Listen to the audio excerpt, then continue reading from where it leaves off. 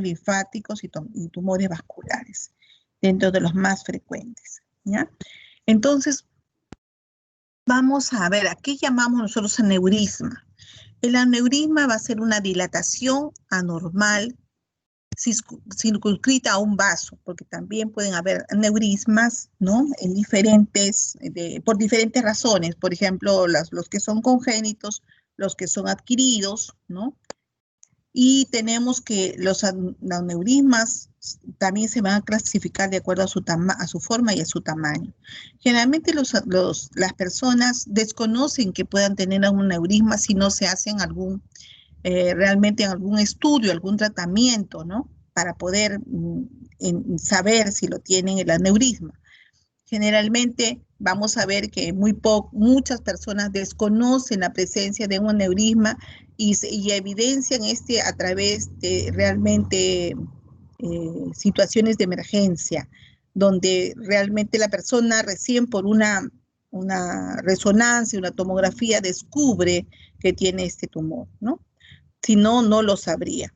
Entonces, ese es uno de los motivos, las razones por las cuales debemos nosotros de siempre indagar o preguntar en la familia. A veces ya son también presentes personas que ya tienen grupos familiares, ¿no? Los aneurismas en sí tenemos que pueden ser de diferentes, por acá está vamos a ver dónde están las formas. Miren, acá están las formas.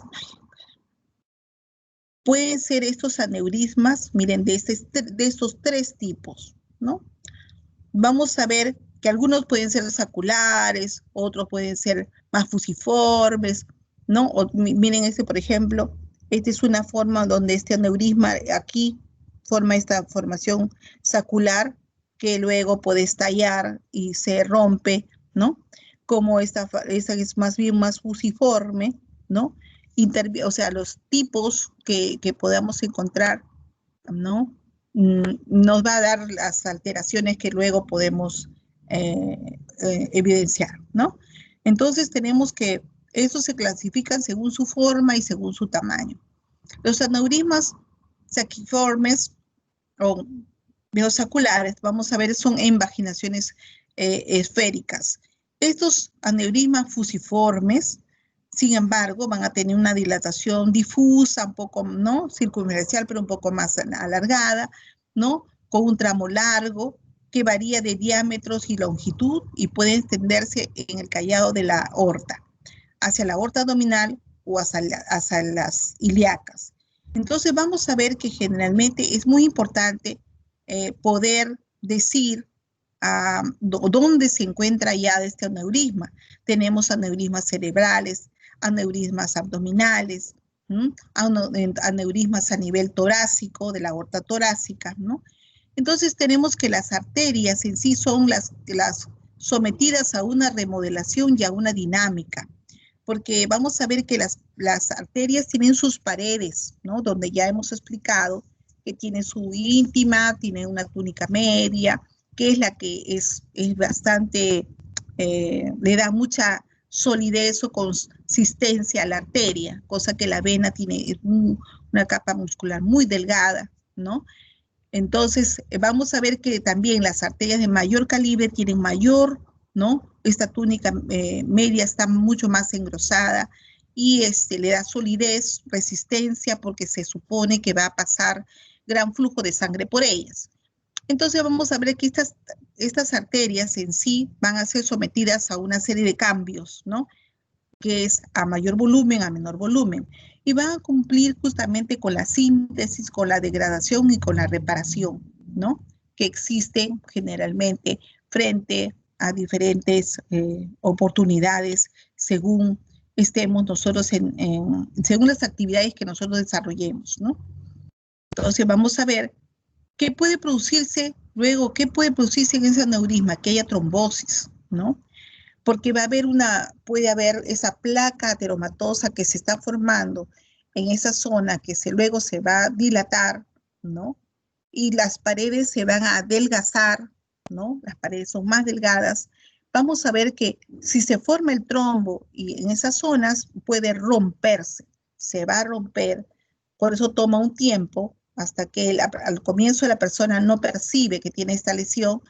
El aneurisma muy raro que se encuentre en niños muy pequeños, generalmente le da tiempo a que este trombo que se va a formar y este problema de aneurisma ahí avanzando, cuando ya se presenta, generalmente ya está avanzado y puede ocasionarse una ruptura, ¿no? Entonces va a haber una ruptura parcial o total del trombo en esa placa y se va a producir pues la lesión, ¿no?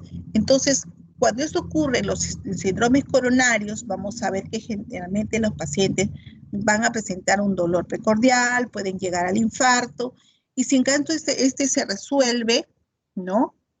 Tratamos de hacer viable este vaso, se puede convertir esos fragmentos del trombo que se han roto, se van a convertir en una embolia, ¿no? Porque esos fragmentos van a pasar y se van a quedar probablemente, si es que no mejoramos la fluidez de la sangre, esos pequeños fragmentos van a ir a quedarse, a arrastrarse por el torrente circulatorio y se van a quedar en los vasos más pequeños. Por lo tanto, necesitamos más bien a estos pacientes, ¿qué hacemos? Los damos anticoagulantes, ¿no? Para tratar de que más bien la sangre fluya y no forme trombos, ¿no? Luego tenemos que se va a producir una vasoconstricción, donde en la vasoconstricción, ¿qué hace? Se van a estimular los agonistas adrenérgicos circulantes. Va a haber liberación del contenido plaquetario, una liberación local de ese contenido plaquetario, trastornos de la secreción de los factores relajantes de las células endoteliales como el óxido nítrico, y los mediadores van a estar emitidos por células perivasculares, ¿no? Luego vamos a hablar sobre el aneurisma de la aorta abdominal. En sí, tenemos que aneurisma de la arteria abdominal, de la aorta abdominal, están asociados a lo que es arteriosclerosis, ¿no? Mientras que vamos a ver que las otras están asociadas a hipertensión. Esta es asociada a arteriosclerosis y generalmente se va a dar en la aorta abdominal. Ahí se va a formar una placa arteriosclerótica de la íntima que va a tratar de comprimir hacia la capa media y va a tratar de obstaculizar la difusión de los nutrientes y los detritus en la luz vascular hacia la pared arterial. Entonces vamos a ver que se va a producir que esta capa media va a presentar una degeneración, una necrosis y la va a llevar a un adelgazamiento de la pared superficial, ¿no? La pared en sí del vaso. Se presenta en varones a mayores de 60 años, ¿no? Luego vamos a ver en la morfología que hay generalmente estos aneurismas de la arteria aorta abdominal están presentes, ¿no? Están situados debajo de las arterias renales o encima de la bifurcación aórtica y pueden ser de tipo fusiforme. Miden de 15 a 25 centímetros de longitud. Puede obstruir en sí los orificios con trombos hacia las arterias renales, hacia las mesentéricas, tanto superior como la inferior. Hay dos variantes. Tenemos generalmente, ahí vamos a ver cómo hay en sí una serie de asociación, se van a formar realmente un frente de inflamación o un frente de problemas infecciosos, ¿no? Entonces van a unirse, ¿no? Estos anticuerpos, estas sustancias que se producen inflamación, ¿no? De una serie de aminoácidos se van a juntar y van a tratar de ponerse allí, ocasionar una fibrosis periaórtica, ¿no? Con una inflamación con células plasmáticas, macrófagos y células gigantes incluso. Y sin embargo, puedes ver que hay otros agentes que estén allí ocasionando también este problema en la aorta, que va a ser de tipo infeccioso. Y vamos a ver ahí los microorganismos circulantes que generalmente son las gastroenterocolitis, y dentro de ellas podemos ver en caso de salmonela, ¿no? Luego vamos a ver que en la clínica vamos a ver que la hemorragia, ¿qué es lo que ocasiona esto? Una hemorragia severa porque se rompe, así, ¿no? Por ruptura hacia la cavidad peritoneal, ¿no? Va a haber una obstrucción de la rama vascular que va a provocar lesión isquémica de tejidos. En estos van a ser justamente las arterias mesentéricas. Va a haber una embolia por el ateroma. Tenemos que hay compresión, ¿no? Y por la compresión puede ser que esta presione hacia el útero, hacia el uréter, ¿no? Hacia los vasos que están colindantes, ¿no? Puede ser que también estos produzcan, ¿no? Estén asociados a una masa abdominal en el paciente, ¿no? Entonces, como pueden ver, hay diversas formas que se pueda presentar este aneurisma. Entonces, tenemos otro caso, es que es el aneurisma de la aorta torácica, el aneurisma de la aorta abdominal, este es de la torácica. Tenemos que aquí, en la torácica, generalmente, a diferencia de la otra que es aterosclerótica, esta está asociado, pero a hipertensión. Vamos a encontrar una invasión de estructuras en el mediastino, ¿no? Luego vamos a ver que presenta problemas respiratorios. Luego que puede haber alteraciones de la deglución en el esófago, ¿no? Puede haber una tos persistente con irritación de los nervios laringeos, puede haber dolor y puede haber una cardiopatía, ejemplo por dilatación de la válvula aórtica, o que puede haber una rotura de la aorta, ¿sí? Ya. Otra tenemos que es la disección aórtica. Cuando la sangre separa los otros planos laminares, vamos a ver que de la media se forman el conducto lleno de sangre y generalmente está en el interior de esta pared torácica. Y otro que afecta a varones de 40 años a 60 años que tengan hipertensión arterial, ¿no? Otra es que también tenemos que esto se presente en pacientes que tienen alteraciones del tejido conjuntivo, como el síndrome de Marfan, y otras complicaciones más que también pueden asociarse, ¿no? Tenemos que en la patogenia, que es lo que nosotros vamos a ver, que hay una hipertrofia de los vasos, vasorum, de la media, por cambios degenerativos de las células musculares lisas.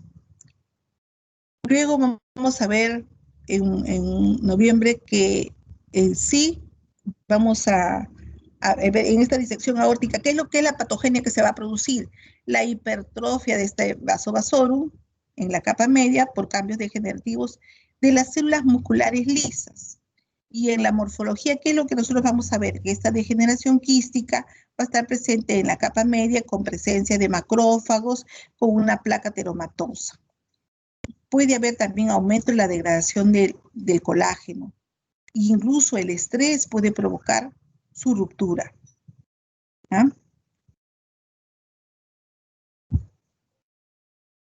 Acá miren las arañitas que se fueron, ¿no? Acá también.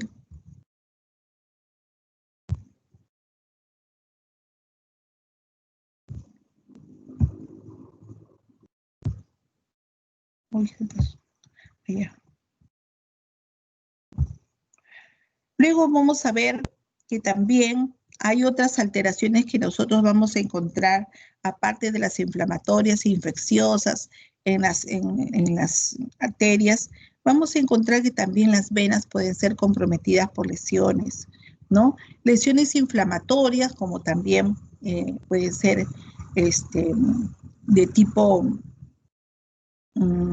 infecciosa, pero generalmente vamos a ver por qué se produce, ¿no? Entonces, miren, por ejemplo, las varices, que son muy comunes en la mujer, ¿no?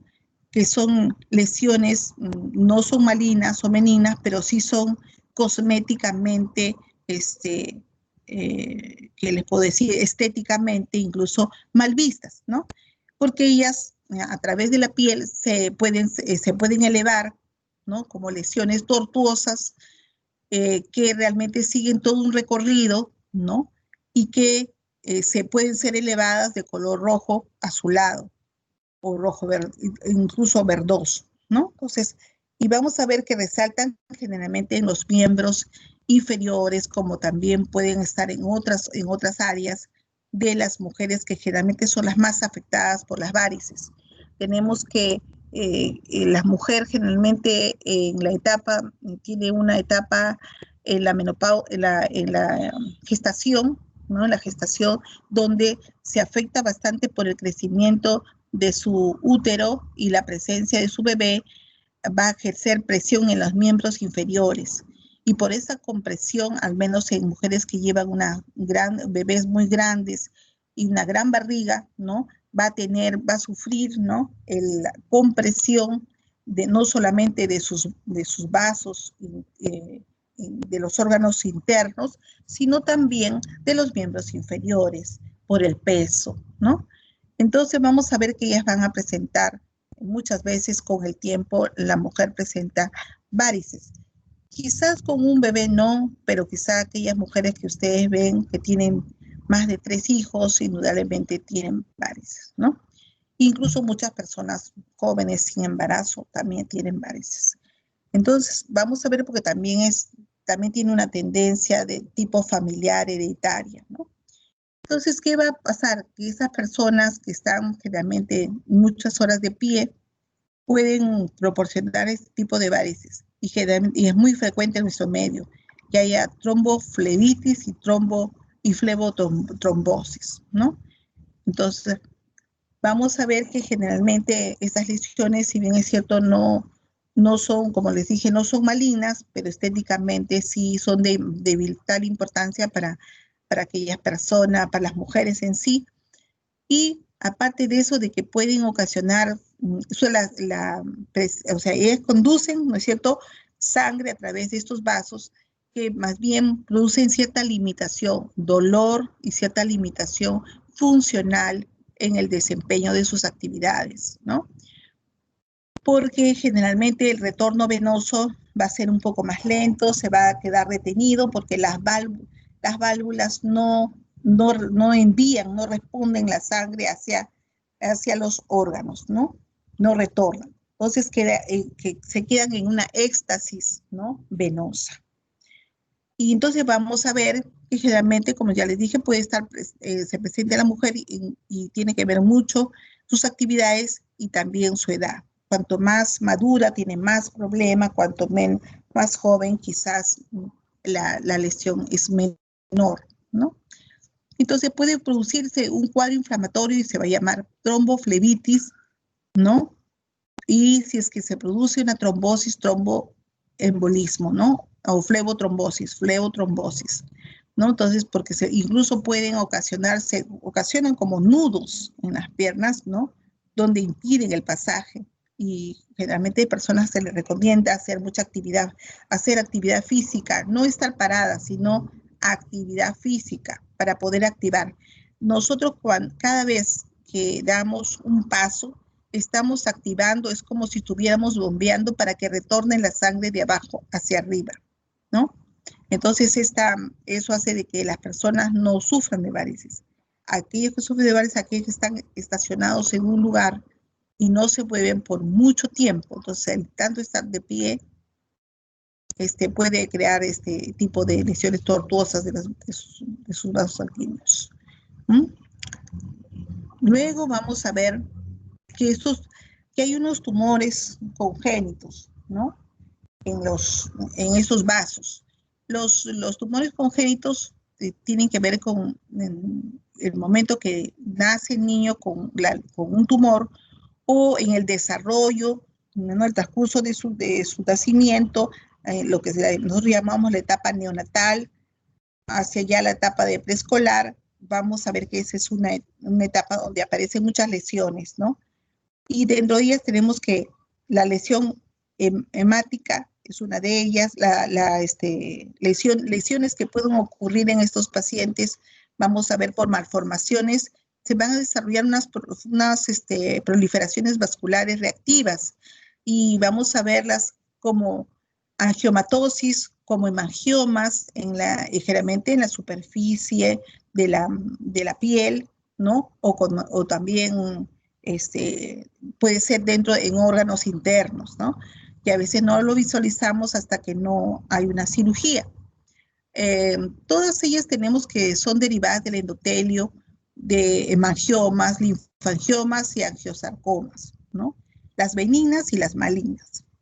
A partir de las células que sostienen o que no rodean a los vasos sanguíneos, ¿no? Tenemos al tumor glómico o lo que se llama el hemangiopericitoma. Después de los tumores benignos, tenemos que se forman por conductos vasculares y se van a llenar de hematíes o de linfa y van a estar revestidos por una sola capa de células endoteliales. Aquí tenemos los hemangiomas. Los hemangiomas tenemos que son vasos sanguíneos normales o anormales, pero que están llenos de sangre. Y generalmente se presentan estos en la etapa de la infancia.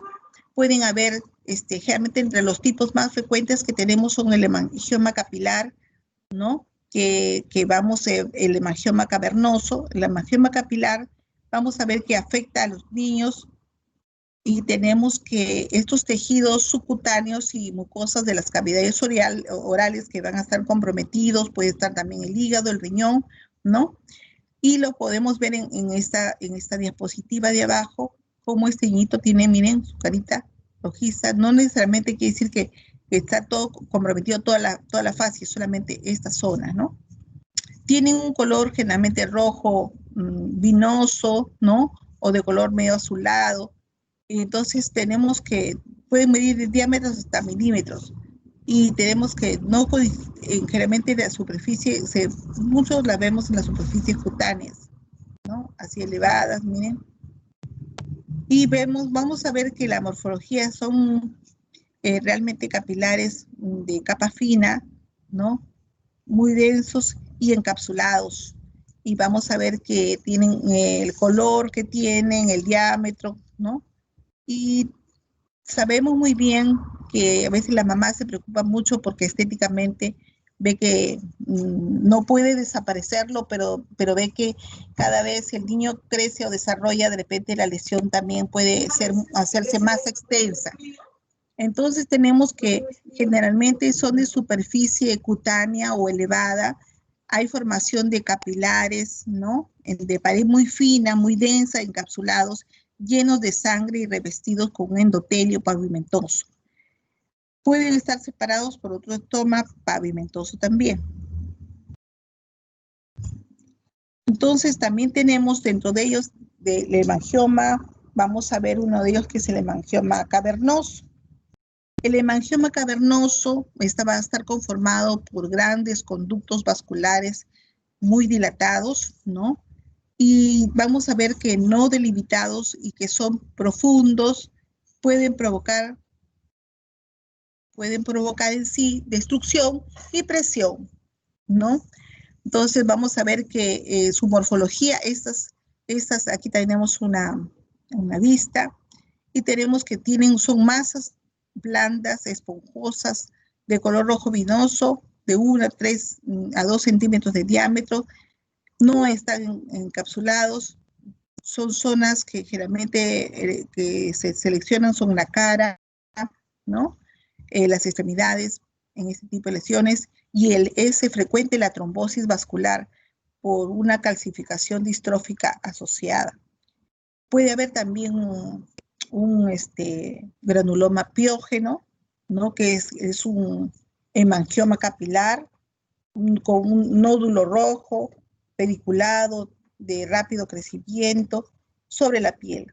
También puede estar presente en las mucosas, tanto gingival como oral, ¿no? Y tenemos que son por traumatismo, crecen más o menos de 1 a 2 centímetros por semana. Proliferan y tienen un edema un infiltrado inflamatorio agudo y crónico. Incluso tenemos que este hemangioma cavernoso también se puede presentar en mujeres embarazadas, localizándose generalmente lesiones en estas señoras embarazadas a nivel de las encías, ¿no?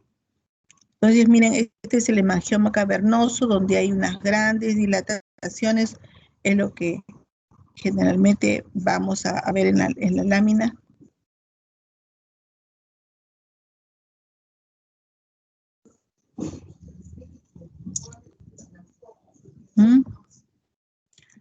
Otra que vamos a revisar tenemos que son los linfangiomas. Los linfangiomas también son tumores, pero benignos, pero si bien es cierto, también estéticamente son molestosos para aquellos que lo padecen, ¿no? Tenemos que el linfoma simple es el capilar, realmente son pequeños conductos linfáticos distribuidos tanto en la cara, en el cuello, en los tejidos celulares, subcutáneos de la axila generalmente. Son lesiones elevadas, a veces pediculadas, de 1 a 2 centímetros. Y histológicamente tenemos que están tapizados por un epitelio con conductos capilares y sin eritrocitos. En cambio, el linfangioma cavernoso está generalmente presente en el cuello, en las axilas y en los niños. Y vamos a ver que los espacios linfáticos van a estar revestidos por células endoteliales separadas por un estroma conjuntivo.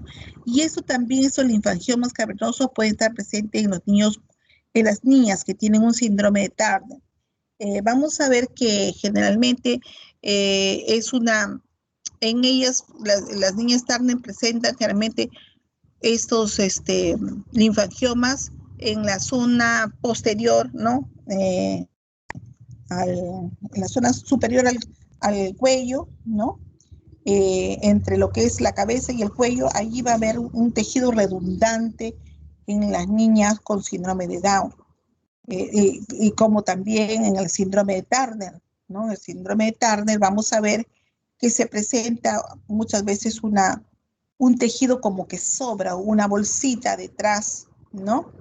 Y ese tejido está tapizado por tejido conjuntivo, que algunas veces es mucho más prominente y otras veces no es menor la proliferación o la protrusión, ¿no? Pero generalmente lo vemos más en bebés recién nacidos. Luego tenemos el tumor glómico. El tumor glómico también es una neoplasia, pero benigna, ¿no? Pero sí es dolorosa. A partir de las células musculares lisas, presentan una envoltura, ¿no? Arteriovenosa dedicada a la termorregulación. Se presenta en la porción distal de los dedos o bajo las uñas de las manos, generalmente. Son nódulos duros, elevados, de color rojo azulado, y que generalmente no miden más de 1 centímetro. Histológicamente vamos a ver que estos nidos de células glómicas especializadas en los conductos vasculares ramificados por células pequeñas redondas, generalmente como ustedes pueden ver aquí en el dibujo, ¿no? En la diapositiva pequeñita, vamos a ver que generalmente estas células son redondas, pero están aglomeradas unas a otras, con las justas ahí los ves, los pequeños vasos. Luego tenemos los tumores malignos. Dentro de los tumores malignos, vamos a ver que generalmente estos tumores presentan una atipia citológica. Ya son proliferativos, presentan figuras con mitosis, ¿no? Lo cual nos habla de su estirpe maligno, ¿no? Entonces vamos a ver que estos tumores son de origen endotelial y se demuestran por marcadores específicos como el CD3 o el factor de von Willebrand, ¿no? Y tenemos que estos tumores tenemos el angiosarcoma como un tumor uno de los más frecuentes como tumor maligno, ¿no? Está presente en la piel, en las partes blandas, en las mamas, en el hígado, ¿no? Y esos son nódulos rojos, carnosos, asintomáticos, con zonas, las zonas centrales, con hemorragia y necrosis. Entonces vamos a ver que generalmente estos tumores malignos, ¿no? Otro de ellos, vamos a ver el hemangiopericitoma, pero que generalmente estos tumores no son realmente tan agresivos, son derivados de los pericitos, que son células de los miofibroblastos. Vamos a ver que son masas sí, indoloras, de crecimiento lento, ¿no? Y generalmente está presente en los miembros inferiores, las extremidades inferiores o los retroperitoneos. Aquí tenemos justamente una lista pequeñita de un hemangiopericitoma, donde ustedes van a ver, pueden verlo, miren, por esas pequeñas dilataciones grandes, pero estas son, ¿no? La conformación del tumor.